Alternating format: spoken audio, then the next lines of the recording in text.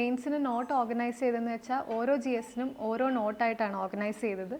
അതിൽ തന്നെ ഒരു നോട്ടിൽ തന്നെ സബ്സെക്ഷൻസ് ആയിട്ട് ഡിവൈഡ് ചെയ്തു. ഇപ്പം GS 1-നാണെങ്കിൽ ഹിസ്റ്ററിയും ജോഗ്രഫിയും സൊസൈറ്റിയും സെപ്പറേറ്റ് ആയിട്ടാണ് എഴുതിയത്. സെപ്പറേറ്റ് ആക്കിയതിൻ്റെ കാരണം എന്ന് വെച്ചിട്ടുണ്ടെങ്കിൽ നമുക്ക് ആഡ് ഓൺ ചെയ്യണമെങ്കിൽ എവിടെയെങ്കിലും ഏതെങ്കിലും ആൻസർ കീയോ ഒന്ന് ഗൂഗിൾ ചെയ്തിട്ട് നമുക്ക് അറിയാത്ത ടോപ്പിക്സ് കിട്ടിയാൽ അതിലേക്ക് ആഡ് ചെയ്യണം എന്ന് കരുതിയിട്ടാണ് ഇങ്ങനെ സെപ്പറേറ്റ് ആയിട്ട് ഓരോ GSനെയും സബ്സെക്ഷൻസ് കൊണ്ടുവന്നത്. ഇപ്പം ഫോർ എക്സാമ്പിൾ GS 1-ൻ്റെ നോട്ടിൽ ആദ്യം ഹിസ്റ്ററി എഴുതിയിട്ടുണ്ട്, അതിനുശേഷം ജോഗ്രഫിയുടെ കുറച്ച് നോട്ട്സ് എഴുതി, മോഡേൺ ഇന്ത്യ സെപ്പറേറ്റ് ആയിട്ട് തന്നെ എഴുതി, ബിക്കോസ് അതിനും സെപ്പറേറ്റ് ആൻസേഴ്സാണ്. അത് കഴിഞ്ഞ് ജോഗ്രഫി എഴുതി, അതിനുശേഷം ജോഗ്രഫിയുടെ കുറച്ചധികം ഡീറ്റെയിൽഡ് ആയിട്ട് എഴുതിയിട്ടുണ്ട്, അതിനുശേഷം സൊസൈറ്റിയാണ് എഴുതിയത്. അപ്പം ചില സബ്ജക്ട്സ് എനിക്ക് അത്ര നോട്ട്സ് ഇല്ലാത്ത സബ്ജക്ട്സ് ഞാൻ ആ സിലബസിൻ്റെ ഇപ്പോൾ സൊസൈറ്റി ഒക്കെ ആണെങ്കിൽ ആ സിലബസിലുള്ള ഓരോ കീവേഡ്സിനും നോട്ട് ഗൂഗിൾ ചെയ്തിട്ട് ഉണ്ടാക്കുമായിരുന്നു. ജോഗ്രഫി ഒക്കെ ആണെങ്കിൽ റെലവെൻ്റ് ആയിട്ട് അപ്പം ന്യൂസിലുള്ള ടോപ്പിക്സ് ഗൂഗിൾ ചെയ്ത് നോട്ട്സ് ഉണ്ടാക്കുമായിരുന്നു.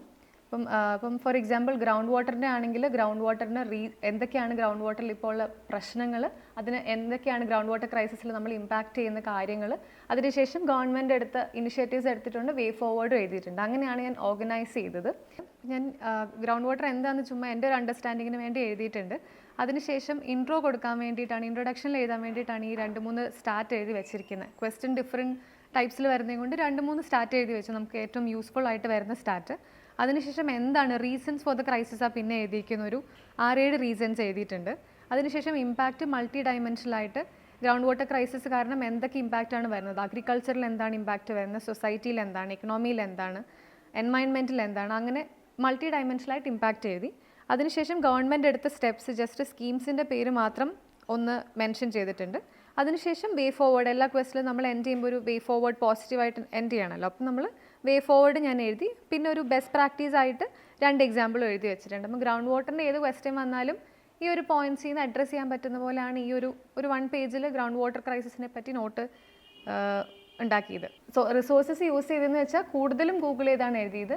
അതിനുശേഷം ആൻസർ കീസ് എവിടെയെങ്കിലും കാണുവാണെങ്കിൽ ആൻസർ കീസിലെ ഇമ്പോർട്ടൻറ്റ് പോയിന്റ്സോ ഡാറ്റയോ സ്റ്റാറ്റൊക്കെ അങ്ങനെയും സോഴ്സ് ചെയ്തിട്ടുണ്ട്. പിന്നെ ചെയ്തതെന്ന് വെച്ചാൽ ടോപ്പേഴ്സ് കോപ്പീസ് വായിക്കുമായിരുന്നു. അപ്പം എന്തെങ്കിലും നല്ല റിപ്പോർട്ടോ റെലവെൻ്റ് ആയിട്ടുള്ള റിപ്പോർട്ട്സോ എന്തെങ്കിലും ഡാറ്റയോ എന്തെങ്കിലും എക്സാമ്പിൾസോ ഒക്കെ കിട്ടുവാണെങ്കിലും അതും ഈ നോട്ടിലേക്ക് ആഡ് ചെയ്യുമായിരുന്നു. അങ്ങനെയാണ് GSൻ്റെ 3 GS പേപ്പേഴ്സ് ഓർഗനൈസ് ചെയ്തത്, GSൻ്റെ notes. Lead IAS, crafted by the toppers.